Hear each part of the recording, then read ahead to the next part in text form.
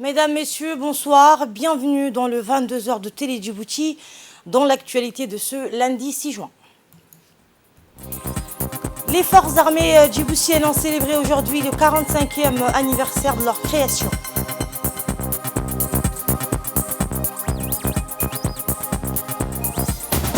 Et Rafael Nadal célèbre sa 14e Coupe des Mousquetaires, deux vainqueurs de Roland-Garros comme sa première. Bonsoir et merci de nous accueillir chez vous.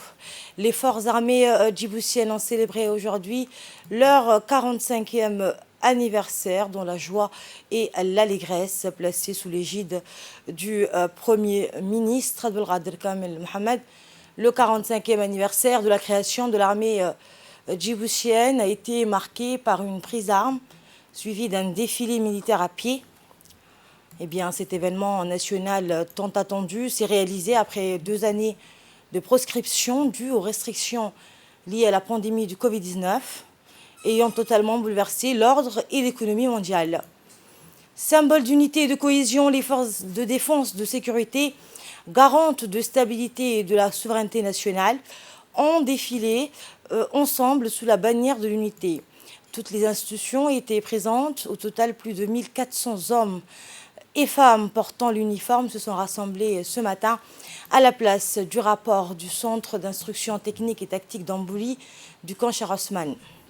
Ont assisté à cette cérémonie les membres du gouvernement, les forces amies stationnées à Djibouti, les attachés de défense des pays amis et bien d'autres officiels. À son arrivée, le Premier ministre Abdelkader Kamel Mohamed a été accueilli par le chef d'état-major général des armées, le général de corps d'armée Zakari Cheikh Ibrahim, en présence du général de brigade Tahir Ali Mohamed, chef d'état-major de la défense, et du colonel Dahir Hassan Abedid, commandant des troupes pour cette cérémonie. Puis ensemble, ils ont effectué la traditionnelle revue des troupes pour les honneurs. Notons qu'après l'accueil, le Premier ministre a salué le drapeau suivi donc de l'intonation de l'hymne national.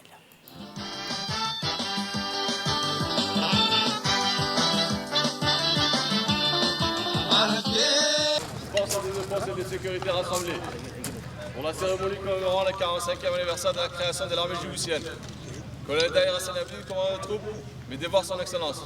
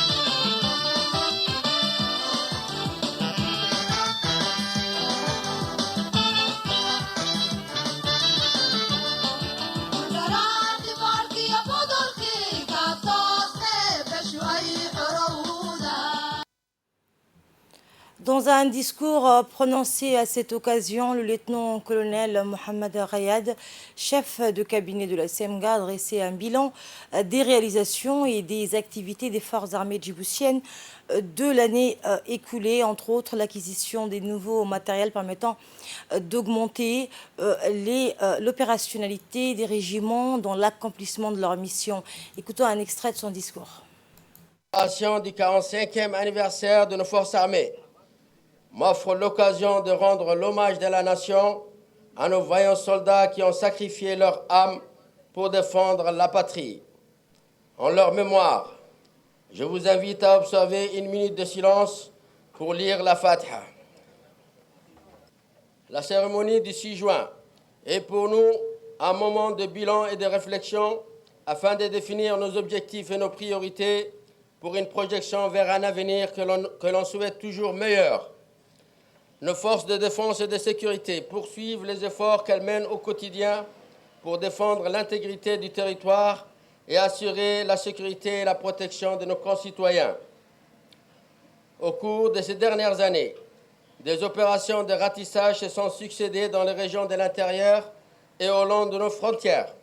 Alhamdulillah, malgré la rigueur du terrain et les moyens limités, ces missions ont été menées avec succès. C'est pourquoi j'adresse mes vives félicitations et mes remerciements au régiment des FAT et aux unités des forces de sécurité du pays ayant pris part à ce travail remarquable.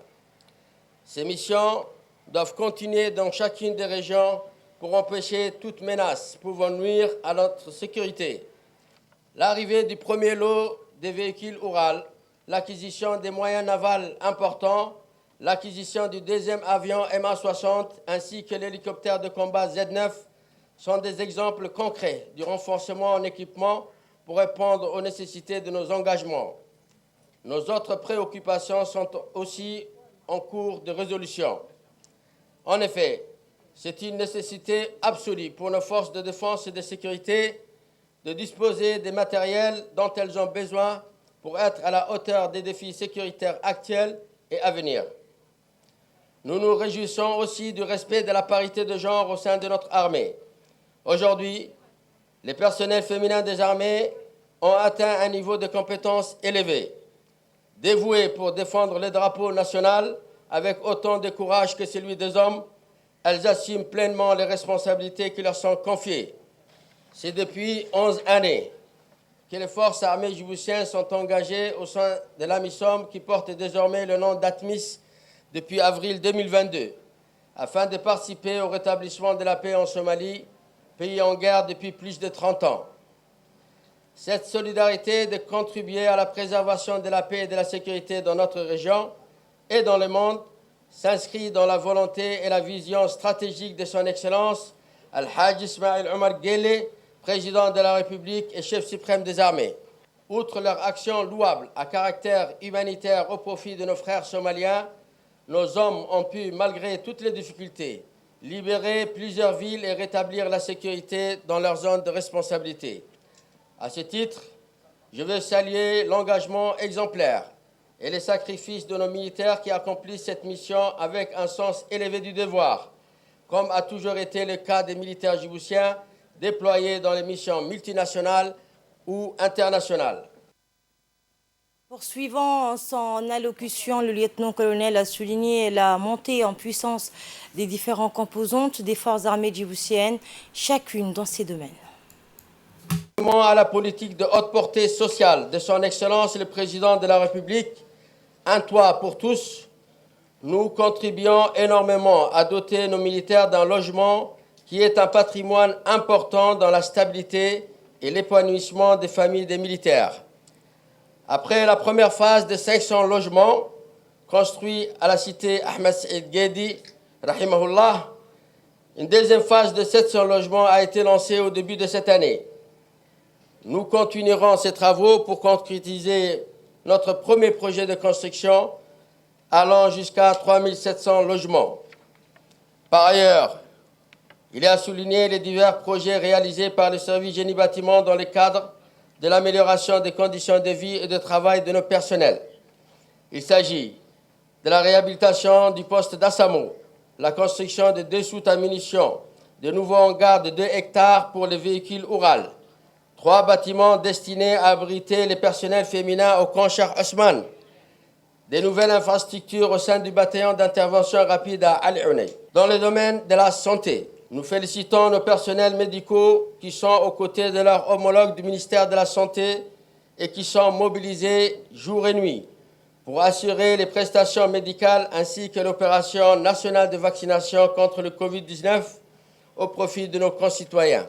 Aussi, nous saluons hautement les grands chantiers réalisés par l'hôpital militaire qui a clôturé avec succès son projet d'établissement 2015-2021 par la mise en place complète du plateau technique d'ophtalmologie de niveau 3. Son projet d'établissement 2022-2027 étant approuvé, notre hôpital militaire se prépare désormais pour mettre en place successivement les projets de soins de la chirurgie cardiaque dont l'infrastructure de 1500 m² a été déjà lancée, de l'urologie endoscopique et de la neurologie médicale et interventionnelle.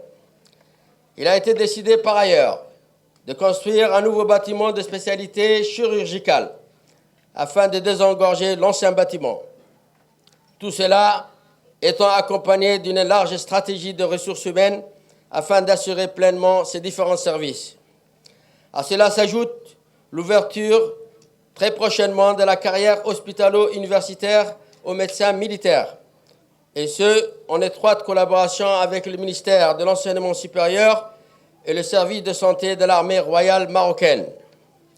Notre souhait est de créer prochainement une école du service de santé des armées. C'est pourquoi des espaces d'enseignement sont inclus dans le projet d'extension de l'hôpital militaire. Nous félicitons particulièrement le développement constant et la persévérance de la Direction générale des relations internationales des FAD, qui figure parmi nos grands projets de montée en puissance. Il a cité en novembre 2021 le succès de l'organisation du premier séminaire avec nos attachés de défense en tant qu'acteurs de la coopération militaire, dans l'objectif d'une meilleure conduite de nos relations de coopération avec les pays amis. Dans cette même perspective, et afin d'exploiter au mieux le programme de coopération multilatérale avec les forces amies, il est prévu cette année la toute première réunion en son genre qui regroupera les attachés de défense et les représentations des pays amis présents à Djibouti. D'autre part, la DGRI a initié une tournée dans l'ensemble des corps et formations pour prendre contact avec les chefs de corps et leur présenter les nouvelles dispositions de la direction et son rôle déterminant dans le cadre de la coopération militaire avec les pays amis, tant sur le plan international que national. Aujourd'hui, la situation alarmante des pays de la région touchés par les crises nous impose à préserver par tous les moyens notre unité nationale et continuer à combattre ensemble toute menace pouvant fragiliser la stabilité de notre pays. Quelle que soit votre place dans l'armée, sur le sol national ou ailleurs, vous devez être conscient de la haute responsabilité que notre pays a placée en vous. Cette responsabilité exige de votre part beaucoup d'attention, de la rigueur et de la cohésion dans votre travail. Cet engagement, nous devons le réaliser dans l'unité et le respect de la hiérarchie afin de relever ensemble le défi de la défense et de la sécurité de notre pays. C'est grâce à cette unité nationale et à la cohésion de l'ensemble de nos forces que nous pouvons franchir ensemble les obstacles et atteindre notre objectif commun, qui est de garantir l'unité du peuple djiboutien, préserver nos intérêts stratégiques et la souveraineté de notre nation. C'est pourquoi je vous rappelle à chaque fois les mots-clés à 4 noms. Inkitino, Mednimo, Al-Wahda, unité. Et au terme du discours, le Premier ministre et les membres du gouvernement accompagnés du chef d'état-major général des armées ont entamé un cérémonial. En premier lieu, une fatiha a été lue au Père de la Nation, Al-Hajj Hassan Gouled Abtidon. Devant sa tombe, les officiels ont prié Allah Azawajal qui le rétribue pour ses bonnes actions. Ensuite, le Premier ministre a déposé les gerbes au monument des martyrs en mémoire de nos héros nationaux qui ont sacrifié leur vie afin de voir Djibouti indépendante, unie et indivisible. Regardons donc ensemble ce cérémonial.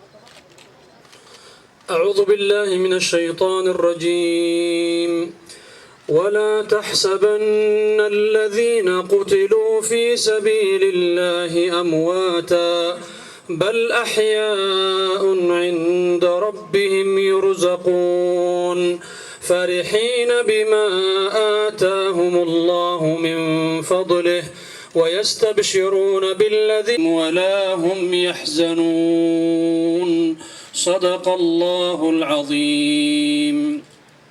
اللهم اغفر لشهدائنا وشهداء المسلمين، اللهم اغفر لهم وارحمهم وعافهم واعف عنهم وأكرم نزلهم ووسع مدخلهم واغسلهم بالماء والثلج والبرد ونقهم من الذنوب والخطايا كما ينقى الثوب الأبيض خيرا من أهلهم وأدخلهم الجنة وأعذهم من عذاب القبر ومن فتنة النار. اللهم لا تحرمنا أجرهم واغفر اللهم لنا ولهم ولجميع أموات المسلمين. الفاتحة لهم. Par la suite, le Premier ministre et l'ensemble des invités ont assisté au défilé militaire à pied. La musique nationale a ouvert l'événement avec son orchestre composé divers instruments sur un rythme de pas cadencé. Ensuite, le défilé a pu débuter. Ce défilé est composé donc de deux blocs. Le premier bloc défile sur une mélodie orchestrée par la musique nationale et le second bloc, quant à lui, défile en chantant. Chaque bloc de défilé a sa spécificité et dans les deux cas, la difficulté résidait dans la synchronisation des pas avec la mélodie. Découvrons ensemble les meilleurs moments du défilé.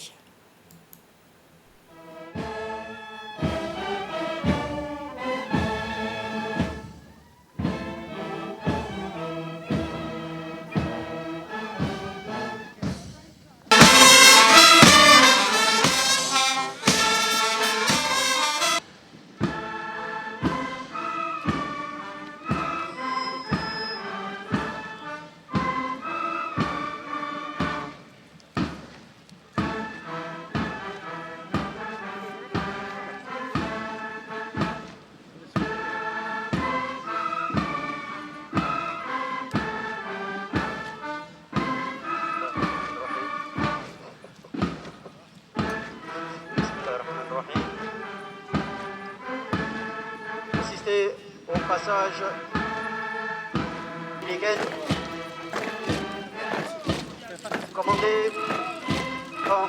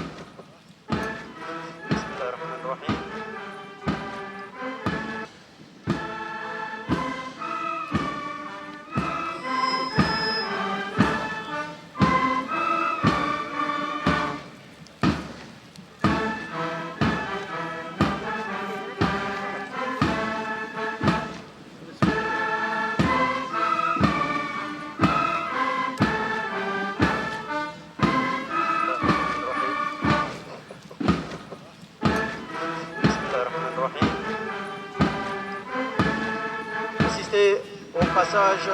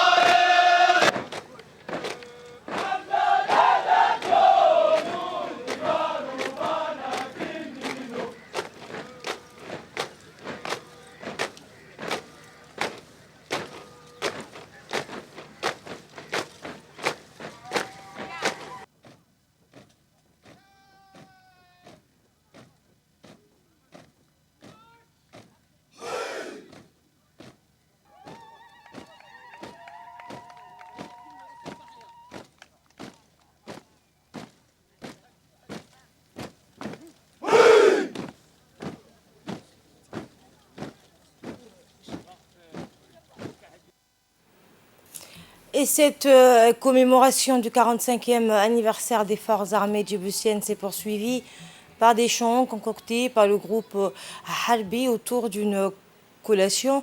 Ces chants patriotiques rappellent donc le long chemin entrepris pour cette indépendance. Voici un extrait.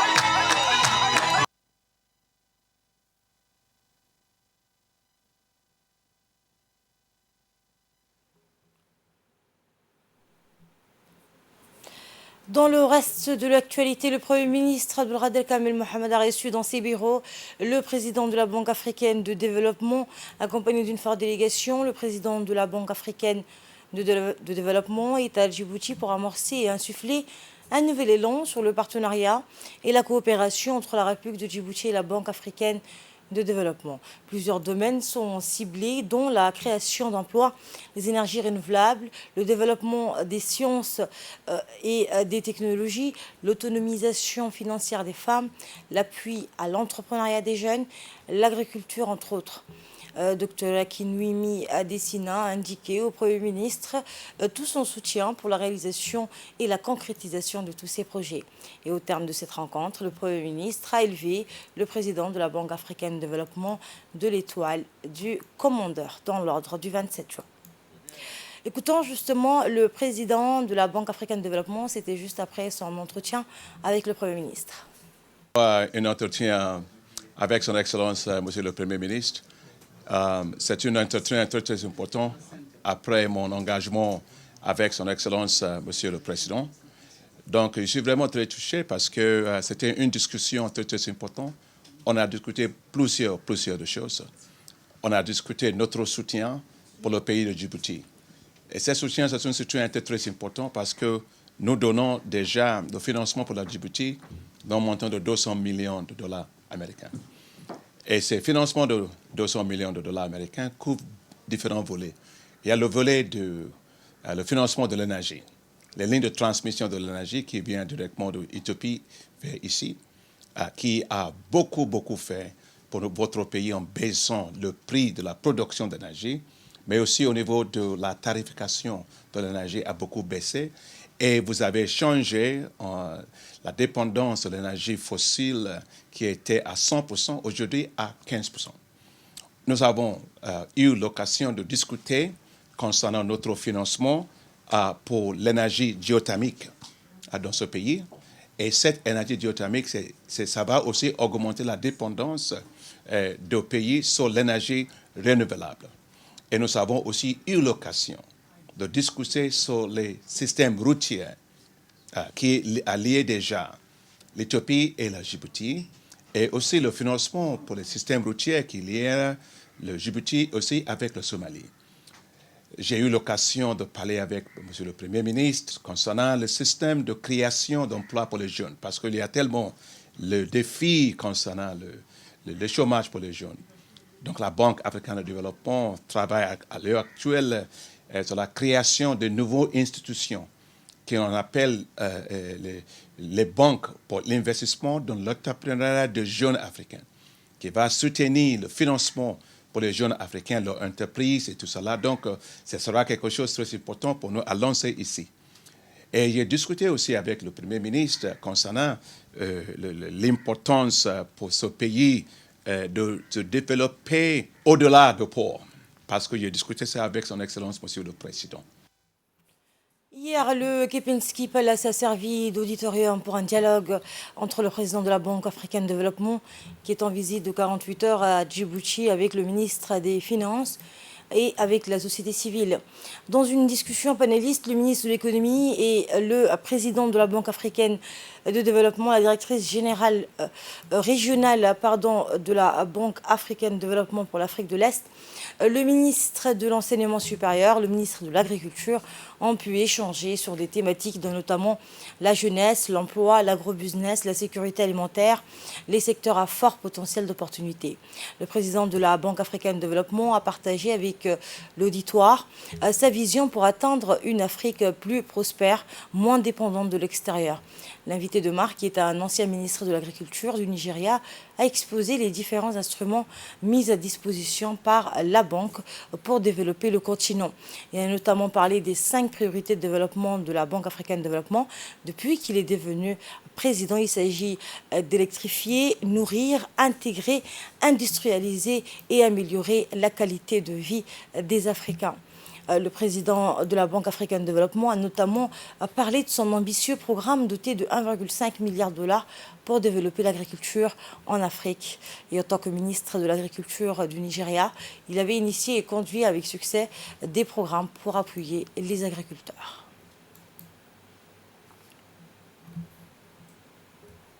Réécoutons encore une fois, donc, un extrait de l'intervention du président de la Banque africaine de développement lors de ce dialogue.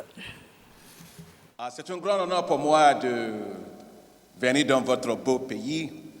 Ça fait ma première fois vraiment de visiter votre pays. Et c'est quelque chose que j'ai envie de faire depuis longtemps, mais le temps ne m'avait pas permis de faire ça. Mais enfin, j'ai eu la discussion avec M. le ministre Dawale. Il m'avait tellement convaincu qu'il y a autant de choses à voir ici pour que je dois venir très vite. Donc, je suis là et, Monsieur le ministre, je vous remercie beaucoup pour m'avoir invité de venir dans ce pays. Depuis que je suis arrivé, les choses qui m'animent beaucoup, c'est l'enthousiasme des Djiboutiens, la confiance dans leur avenir propre et la détermination, pas seulement d'accélérer votre développement, mais d'aider les autres pour travailler, pas seulement pour la Djibouti, mais travailler pour les autres, pour le reste africain. Vous voulez applaudir pour vous-même, c'est bien.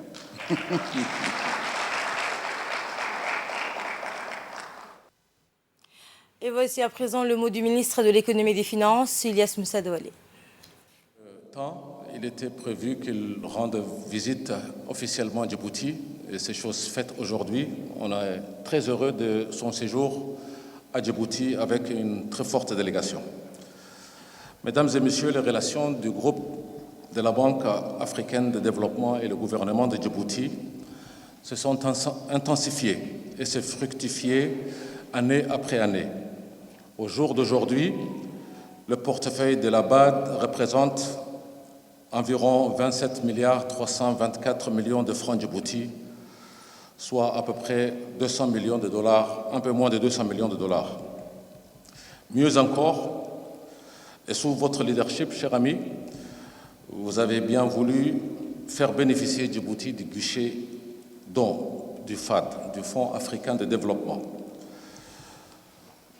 Mais aussi, nous avons multiplié les financements de la BAD grâce à l'accès aux guichets régionaux, notamment pour l'initiative de la Corne de l'Afrique, récemment dans le projet de la deuxième ligne d'interconnexion dont le président Adesina hier a eu l'occasion de le visiter, mais aussi sur des programmes de résilience, une enveloppe globale d'un peu plus de 80 millions sur les 2 dernières années. La visite du président de la BAD aujourd'hui intervient cependant dans un contexte marqué par une conjonction de crises multiples et exogènes avec ses conséquences.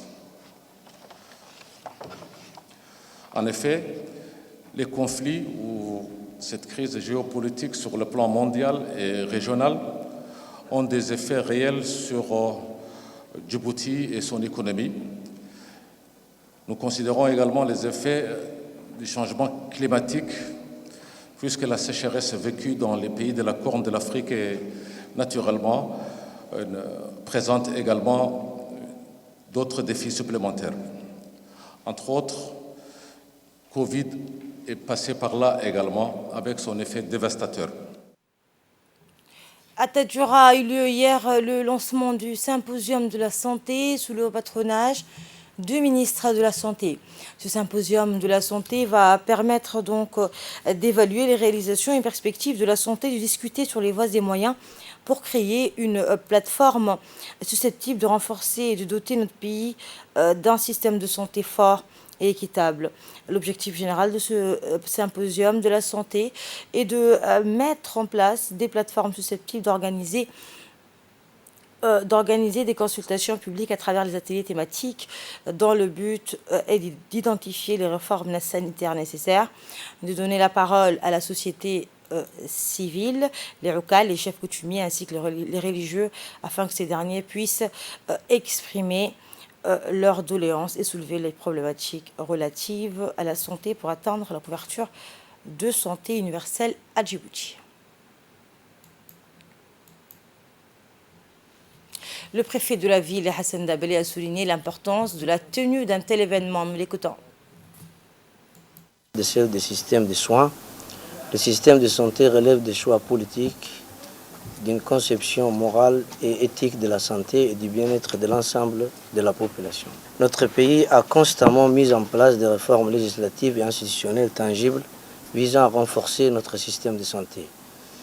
En effet, une telle initiative, une telle réforme mise en place aujourd'hui par le ministre de la Santé, découlant de la volonté politique du chef de l'État, son Excellence Ismaël Omar Guelleh, ont permis et permettent d'améliorer au quotidien la performance de notre système de santé.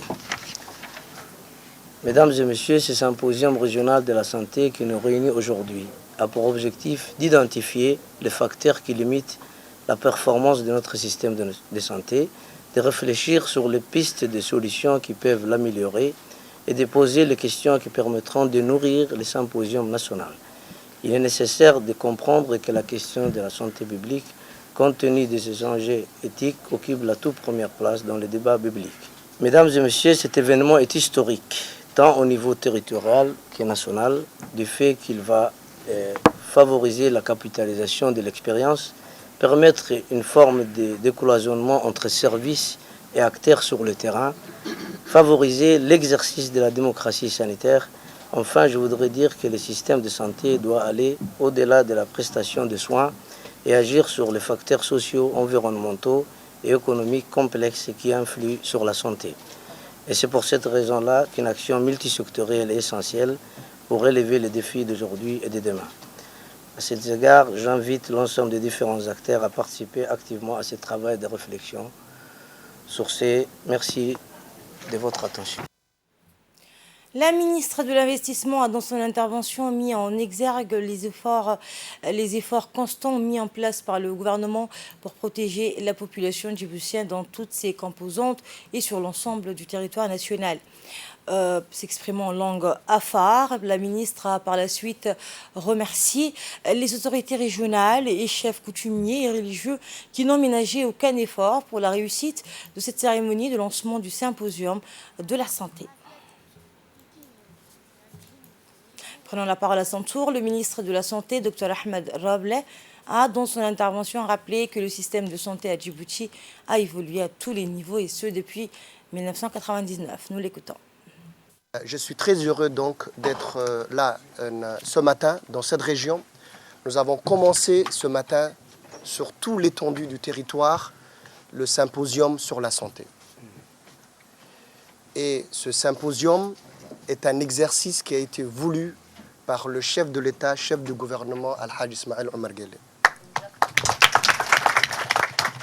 C'est un exercice qui est fondamental pour nous.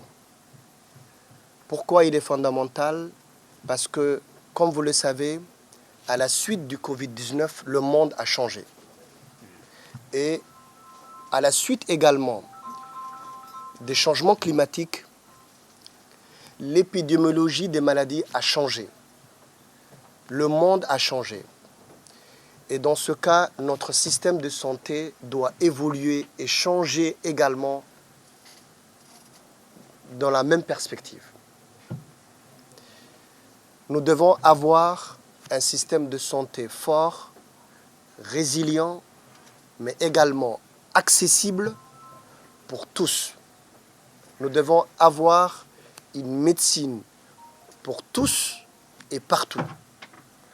Pour avoir et pour bâtir vraiment ce système de santé, nous ne devons pas seuls décider dans les 4 murs des ministères ou bien à Djibouti-Ville. Nous devons avoir une démarche inclusive. Nous devons avoir une démarche participative. Nous devons avoir une démarche qui inclut également les bénéficiaires, qui inclut également la société civile, les populations. Nous devons les écouter. Nous devons leur demander quelles sont leurs préoccupations. Il faut comprendre que la santé est un département qui a des déterminants de la santé multisectoriels. La santé seule ne peut pas aller loin si les autres déterminants de la santé ne sont pas là.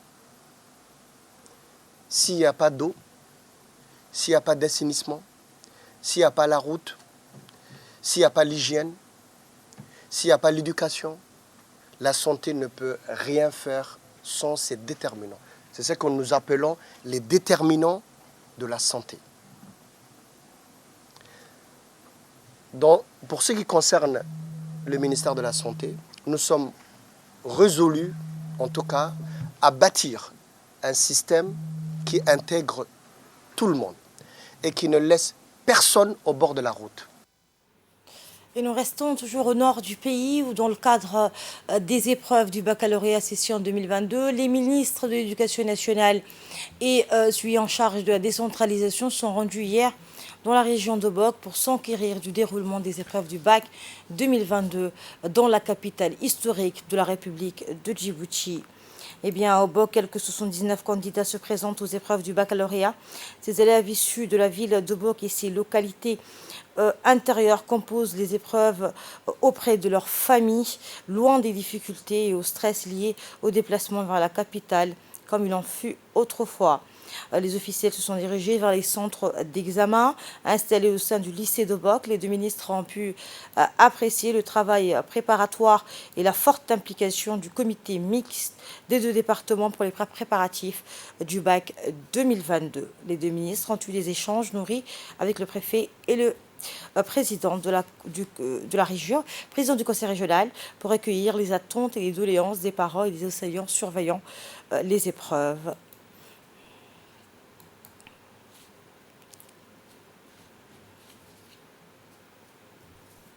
À Tadjoura, cette fois, les ministres de l'Éducation nationale et de la formation professionnelle, Mustafa Mohamed Mahmoud, et le ministre en charge de la décentralisation, Qassim Haroun Ali, se sont rendus également dans la région de Tadjoura pour une tournée de supervision du déroulement des épreuves du bac 2022 dans la ville blanche. Ce déplacement traduit l'engagement et la volonté déterminée du ministre de l'Éducation nationale d'accélérer la décentralisation et le rapprochement de l'offre d'enseignement de la population partout sur le territoire national. Eh bien, la délégation ministérielle a été accueillie par les autorités locales, puis les officiels se sont rendus au centre d'examen installé au sein du lycée de Tadjoura.